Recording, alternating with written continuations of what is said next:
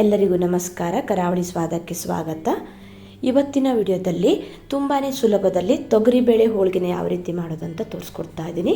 ನೋಡಿ, ಹೋಳಿಗೆ ಎಷ್ಟು ಚೆನ್ನಾಗಿ ಉಬ್ಬಿ ಮೃದುವಾಗಿ ಬಂದಿದೆ ಅಂತ. ತಿನ್ಲಿಕ್ಕೂ ಕೂಡ ಅಷ್ಟೇ ರುಚಿಯಾಗಿರುತ್ತೆ. ನೀವು ಕೂಡ ಈ ರೀತಿ ಸಾಫ್ಟ್ ಆದ ಹೋಳಿಗೆನ ಮಾಡಬೇಕು ಅಂದರೆ ವಿಡಿಯೋನ ಸ್ಕಿಪ್ ಮಾಡದೆ ಕೊನೆ ತನಕ ನೋಡಿ. ಬನ್ನಿ ಸ್ಟಾರ್ಟ್ ಮಾಡೋಣ. ಮೊದಲಿಗೆ ಕಣಕನ್ನು ರೆಡಿ ಮಾಡ್ಕೊಳ್ಳಿಕ್ಕೆ ಒಂದು ಮಿಕ್ಸಿಂಗ್ ಬೌಲ್ ತೊಗೊಂಡು 2 ಕಪ್ ಆಗುವಷ್ಟು ಮೈದಾ ಹಿಟ್ಟು ಹಾಕ್ಕೊಳ್ತಾ ಇದ್ದೀನಿ. ನಾನಿಲ್ಲಿ ಬರೀ ಮೈದಾ ಹಿಟ್ಟು ಒಂದನ್ನೇ ಹಾಕಿ ಕಣಕನ್ನು ರೆಡಿ ಮಾಡ್ಕೊಳ್ತಾ ಇದ್ದೀನಿ. ಬೇಕಿದ್ರೆ ನೀವು ಸ್ವಲ್ಪ ಗೋಧಿ ಹಿಟ್ಟು ಅಥವಾ ಚಿರೋಟಿ ರವೆನೂ ಕೂಡ ಹಾಕ್ಕೊಳ್ಬಹುದು. ಸ್ವಲ್ಪ ಉಪ್ಪು ಹಾಗೆ ಸ್ವಲ್ಪ ಅರಿಶಿನ ಪುಡಿನ ಹಾಕಿ ಚೆನ್ನಾಗಿ ಒಂದ್ಸಲ ಇದನ್ನು ಮಿಕ್ಸ್ ಮಾಡಿಕೊಂಡು ಸ್ವಲ್ಪ ನೀರು ಹಾಕ್ಕೊಂಡು ಹಿಟ್ಟನ್ನು ಚೆನ್ನಾಗಿ ಕಲಿಸ್ಕೊಳ್ಬೇಕು. ನೀರು ಸ್ವಲ್ಪ ಜಾಸ್ತಿ ಹಾಕಿ ಹಿಟ್ಟನ್ನು ತೆಳ್ಳಗೆ ಕಲಿಸ್ಕೊಳ್ಬೇಕು. ಚಪಾತಿ ಹಿಟ್ಟಿನ ಹದಕ್ಕಿಂತ ಸ್ವಲ್ಪ ತೆಳ್ಳಗೆ ಹಿಟ್ಟನ್ನು ಕಲಿಸ್ಕೊಳ್ಬೇಕು.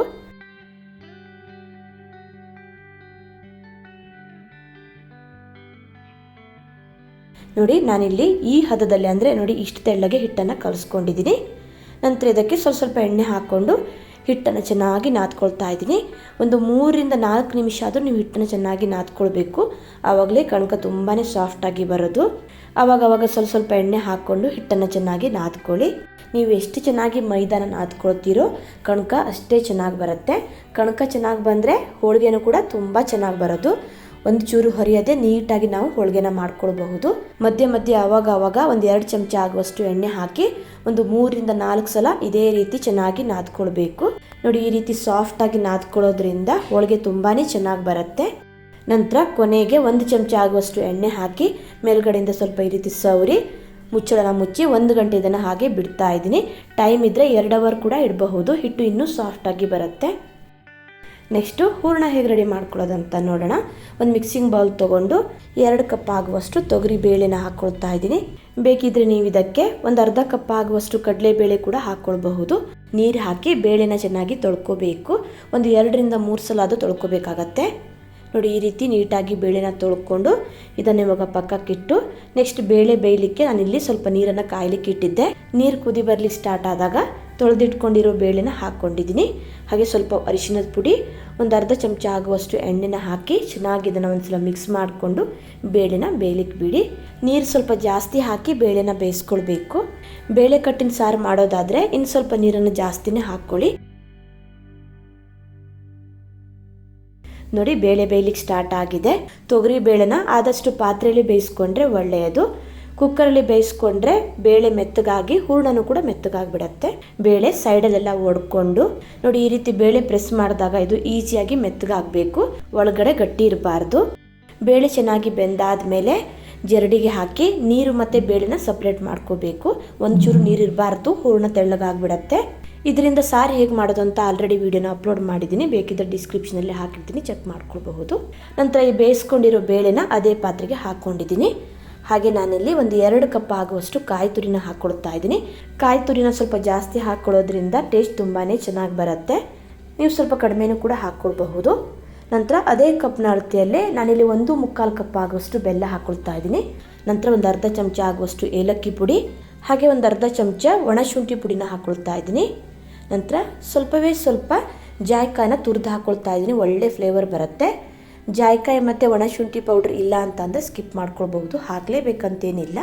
ಇದಿಷ್ಟನ್ನು ಹಾಕಿ ಚೆನ್ನಾಗಿ ಮಿಕ್ಸ್ ಮಾಡಿಕೊಂಡು ಸ್ಟೋವ್ ಮೇಲೆ ಇಟ್ಟು ಸ್ವಲ್ಪ ಹೊತ್ತು ಇದನ್ನು ಬೇಯಿಸ್ಕೊಳ್ಬೇಕು. ತುಂಬ ಹೊತ್ತೇನು ಬೇಯಿಸಿ ಪಾಕ ಮಾಡಬೇಕಂತಿಲ್ಲ. ಬೆಲ್ಲ ಚೆನ್ನಾಗಿ ಕರಗಿ ಬೇಳೆ ಜೊತೆ ಚೆನ್ನಾಗಿ ಹೊಂದ್ಕೊಳ್ಬೇಕು. ಸಿಹಿ ಸ್ವಲ್ಪ ಜಾಸ್ತಿ ಬೇಕನ್ನೋ ಅವರು ಬೆಲ್ಲದ ಕ್ವಾಂಟಿಟಿನ ಸ್ವಲ್ಪ ಜಾಸ್ತಿ ಕೂಡ ಹಾಕ್ಕೊಳ್ಬಹುದು. ನೋಡಿ, ಬೆಲ್ಲ ಚೆನ್ನಾಗಿ ಕರಗಿ ಬೇಳೆ ಜೊತೆ ಚೆನ್ನಾಗಿ ಹೊಂದ್ಕೊಂಡಿದೆ. ಇದನ್ನು ತುಂಬ ಗಟ್ಟಿಯಾಗೋ ತನಕ ಅಂದರೆ ಸ್ವಲ್ಪ ಡ್ರೈ ಆಗೋ ತನಕ ಏನು ಬೇಯಿಸ್ಕೊಳ್ಳೋದು ಬೇಡ. ನೋಡಿ, ಈ ರೀತಿ ಸ್ವಲ್ಪ ನೀರು ಇರಬೇಕು. ಸ್ಟವ್ನ ಆಫ್ ಮಾಡಿ ತಣಿಲಿಕ್ಕೆ ಬಿಡೋಣ. ಚೆನ್ನಾಗಿ ತಣದ ಮೇಲೆ ಮಿಕ್ಸಿ ಜಾರಿಗೆ ಸ್ವಲ್ಪ ಹಾಕಿ ರುಬ್ಕೊಳ್ಬೇಕು. ತುಂಬ ಡ್ರೈ ಆದರೆ ರುಬ್ಲಿಕ್ಕೆ ಕಷ್ಟ ಆಗುತ್ತೆ. ನೋಡಿ, ಈ ರೀತಿ ಸ್ವಲ್ಪ ನೀರು ಥರ ಇದ್ದರೆ ಈಸಿಯಾಗಿ ರುಬ್ಕೊಳ್ಬಹುದು. ಹಾಗೆ ಹೂರಣ ಕೂಡ ಚೆನ್ನಾಗಿ ಬರುತ್ತೆ. ನಂತರ ಇದನ್ನು ಸ್ವಲ್ಪನೇ ಮಿಕ್ಸಿ ಜಾರಿಗೆ ಹಾಕಿ ನುಣ್ಣಗೆ ರುಬ್ಕೊಳ್ಬೇಕು. ರುಬ್ಬುವಾಗ ನೀರಾಗಲಿ ಏನೂ ಹಾಕಬಾರ್ದು, ಹಾಗೆಯೇ ಗಟ್ಟಿಯಾಗಿ ರುಬ್ಕೊಳ್ಬೇಕಾಗತ್ತೆ. ನೋಡಿ, ಇದೇ ರೀತಿ ಎಲ್ಲವನ್ನು ರುಬ್ಬಿಟ್ಕೊಂಡಿದ್ದೀನಿ. ನೋಡಿ, ಹೂರಣ ಈ ಹದದಲ್ಲಿರಬೇಕು, ತೆಳ್ಳಗೆ ಮಾಡ್ಕೊಳ್ಲಿಕ್ಕೆ ಹೋಗಬೇಡಿ. ಒಂದು ವೇಳೆ ಇದು ನಿಮಗೆ ಗಟ್ಟಿ ಆಯಿತು, ರುಬ್ಲಿಕ್ಕೆ ಕಷ್ಟ ಅನಿಸಿದರೆ ನೀರನ್ನು ಹಾಕ್ಕೊಳ್ಳಿಕ್ಕೆ ಹೋಗಬೇಡಿ. ಬೇಳೆ ಬೇಯಿಸಿದ ನೀರಿತ್ತಲ್ಲ ಅದನ್ನು ಸ್ವಲ್ಪ ಹಾಕಿ ರುಬ್ಕೊಳ್ಬಹುದು. ಎಲ್ಲೂ ಬೇಳೆ ರೀತಿ ಇರಬಾರ್ದು, ಸಾಫ್ಟಾಗಿ ರುಬ್ಕೊಳ್ಬೇಕು. ಈ ರೀತಿ ಸಾಫ್ಟಾಗಿ ಹೂರಣ ರೆಡಿ ಮಾಡ್ಕೊಳ್ಳೋದ್ರಿಂದ ಹೋಳಿಗೆ ತುಂಬಾ ಚೆನ್ನಾಗಿ ಬರುತ್ತೆ. ನಂತರ ಈ ಹೂರಣನ ಉಂಡೆ ಮಾಡ್ಕೊಳ್ತಾ ಇದ್ದೀನಿ. ಹೋಳಿಗೆ ಯಾವ ಸೈಜಲ್ಲಿ ಬೇಕು ಅಂತ ನೋಡಿಕೊಂಡು ಅಷ್ಟು ಹೂರಣನ ತೊಗೊಂಡು ಉಂಡೆ ಮಾಡ್ಕೊಳ್ಳಿ. ಮೊದಲಿಗೆ ಒಂದು 6ರಿಂದ 7 ಆಗುವಷ್ಟು ಉಂಡೆ ಮಾಡಿಟ್ಕೊಂಡಿದ್ದೀನಿ. ನೆಕ್ಸ್ಟ್ ಇವಾಗ ಕಣಕ ಹೇಗೆ ರೆಡಿ ಆಗಿದೆ ಅಂತ ನೋಡೋಣ. 1 ಗಂಟೆ ಆದಮೇಲೆ ತೋರಿಸ್ತಾ ಇದ್ದೀನಿ. ನೋಡಿ ಎಷ್ಟು ಸಾಫ್ಟಾಗಿ ಬಂದಿದೆ ಅಂತ. ಚೆನ್ನಾಗಿ ಮತ್ತೆ ಒಂದ್ಸರಿ ಇದನ್ನು ನಾದ್ಕೊಂಡು ತೋರಿಸ್ತಾ ಇದ್ದೀನಿ. ನೋಡಿ ಈ ರೀತಿ ಸಾಫ್ಟಾಗಿ ಕಣಕ ರೆಡಿ ಮಾಡ್ಕೊಳ್ಬೇಕು. ಆವಾಗಲೇ ಹೋಳಿಗೆ ತುಂಬಾ ಚೆನ್ನಾಗಿ ಬರೋದು. ಕಣಕ ಮತ್ತು ಹೂರಣನ ನೀವು ಯಾವ ರೀತಿ ರೆಡಿ ಮಾಡ್ಕೊಳ್ತೀರೋ ಅದೇ ರೀತಿ ಹೋಳಿಗೆ ಬರುತ್ತೆ. ಒಬ್ಬಟ್ಟು ತಟ್ಟುವಾಗ ಒಂಚೂರು ಹರಿಯದೆ ತುಂಬಾ ಸಾಫ್ಟಾಗಿ ಮಾಡ್ಕೊಳ್ಬಹುದು. ಒಬ್ಬಟ್ಟು ಮಾಡಲಿಕ್ಕೆ ನಾನಿಲ್ಲಿ ಸ್ವಲ್ಪ ಹಿಟ್ಟನ್ನು ತಗೊಳ್ತಾ ಇದ್ದೀನಿ. ಹೂರಣ ಎಷ್ಟು ತಗೊಳ್ತೀರೋ ಅದಕ್ಕಿಂತ ಸ್ವಲ್ಪ ಕಡಿಮೆ ಹಿಟ್ಟು ತಗೊಳ್ಬೇಕು. ನಂತರ ಹೋಳಿಗೆ ಮಾಡಲಿಕ್ಕೆ ಬಟರ್ ಪೇಪರ್, ಬಾಳೆ ಎಲೆ ಅಥವಾ ಈ ರೀತಿಯಾದ ಒಂದು ಹೋಳಿಗೆ ಶೀಟ್ನ ತಗೊಂಡು ಸ್ವಲ್ಪ ಎಣ್ಣೆನ ಹಚ್ಚಿ ಅದ್ರ ಮೇಲೆ ಈ ಹಿಟ್ಟನ್ನು ಇಟ್ಟು ಸ್ವಲ್ಪ ತಟ್ಕೊಳ್ತಾ ಇದ್ದೀನಿ.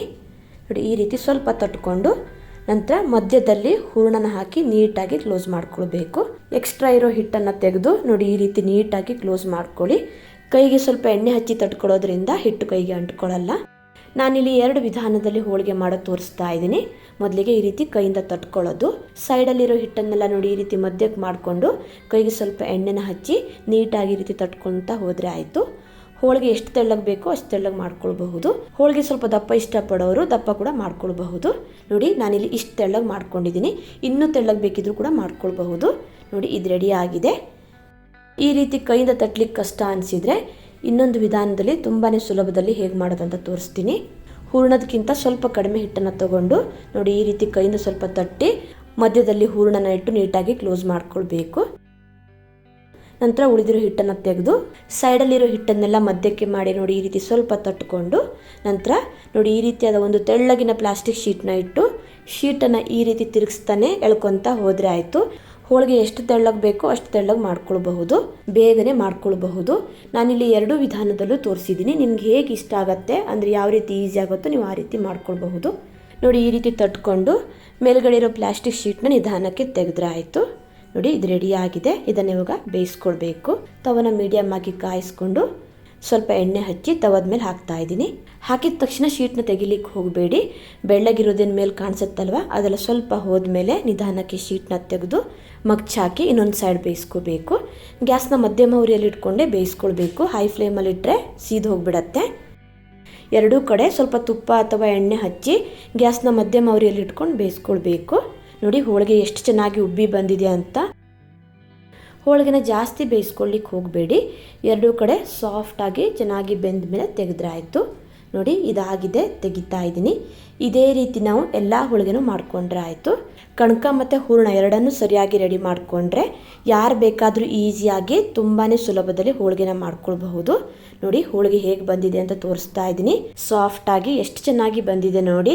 ಟೇಸ್ಟು ಅಷ್ಟೇ ಸೂಪರ್ ಆಗಿರುತ್ತೆ. ತೊಗರಿಬೇಳೆ ಬೇಡ ಅಂತ ಅಂದರೆ ಇದೇ ವಿಧಾನದಲ್ಲಿ ಕಡಲೆಬೇಳೆ ಹಾಕಿ ಕೂಡ ಮಾಡ್ಕೊಳ್ಬಹುದು ಅಥವಾ 2 ಬೇಳೆನ ಮಿಕ್ಸ್ ಮಾಡಿ ಕೂಡ ಮಾಡ್ಕೊಳ್ಬಹುದು. ಹೋಳಿಗೆ ಹೇಗೆ ಮಾಡೋದು ಅಂತ ನೋಡಿದ್ರಲ್ವಾ. ಇವತ್ತಿನ ವಿಡಿಯೋ ಇಷ್ಟ ಆದರೆ ಲೈಕ್, ಶೇರ್, ಕಮೆಂಟ್ ಮಾಡೋದನ್ನು ಮರಿಬೇಡಿ. ಮತ್ತೆ ಸಿಗ್ತೀನಿ ಹೊಸ ವಿಡಿಯೋ ಒಂದಿಗೆ. ಧನ್ಯವಾದಗಳು.